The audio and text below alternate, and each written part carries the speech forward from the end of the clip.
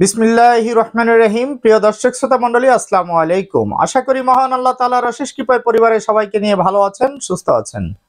কামনা করি ভালো থাকেন, সুস্থ থাকেন এই প্রত্যাশায় আমি ডক্টর ইমতিয়াজ আহমেদ, একজন homeo consultant, Uttara homeo clinic YouTube চ্যানেলের পক্ষ থেকে আপনাদের সবাইকে জানাই স্বাগতম, সুস্বাগতম এবং শুভেচ্ছা আপনাদের সুন্দর ও সুস্থ জীবনের জন্য।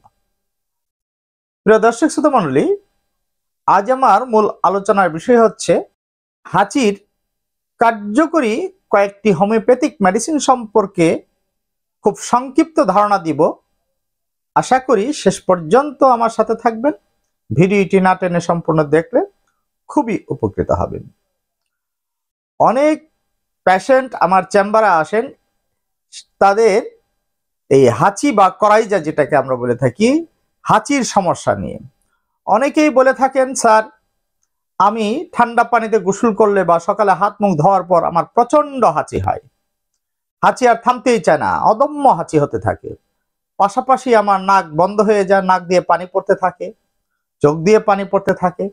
এই ধরনের সমস্যার কথা কিন্তু অনেকেই আমাকে বলে থাকেন। আবার অনেকেই বলেন, স্যার ধুলাবালিতে গেলে কিংবা গরমে গেলে আমার অদম্য হাঁচি হতে থাকে, সহজে থামতে চায় না, একাধিকবার হাঁচি হতে থাকে। অনেক সময় হাঁচি করতে করতে দম বন্ধের মতো উপক্রম হয়ে যায়। এই ধরনের নানা সমস্যা নিয়ে আমার চেম্বারে অনেক পেশেন্ট আসেন। তাদের অনুরোধে মূলত আজকের এই সংক্ষিপ্ত ভিডিওটি করা হচ্ছে। আপনারা লক্ষণ অনুযায়ী যদি ঔষধ সেবন করেন, খুব স্বল্প সময়ের মধ্যে ইনশাল্লাহ এই হাঁচির সমস্যা থেকে মুক্তি পাওয়া সম্ভব। অনেকেই বলে থাকেন, ভাই রাত্রে আমি বিছানায় ঘুমাতে গেলে যখন বিছানাটা একটু ঝাড় দেই তখন আমার হাঁচি হতে থাকে। এই ধরনের লক্ষণে আপনারা সালফার 30 শুধুমাত্র সকালবেলা একবার 2 থেকে 3 ফোঁটা ওষুধ সরাসরি জিভে দিয়ে অথবা সামান্য পানির সাথে সেবন করলে 2 থেকে 3 দিন সেবন করলে ইনশাল্লাহ এই সমস্যা থেকেই মুক্তি পাওয়া সম্ভব। আবার অনেকেই বলে থাকেন, স্যার ধুলাবালিতে গেলে আমার প্রচন্ড হাঁচি হতে থাকে, সহজে থামতে চায় না। তাদের জন্য রয়েছে এন্টিম আর্স 30।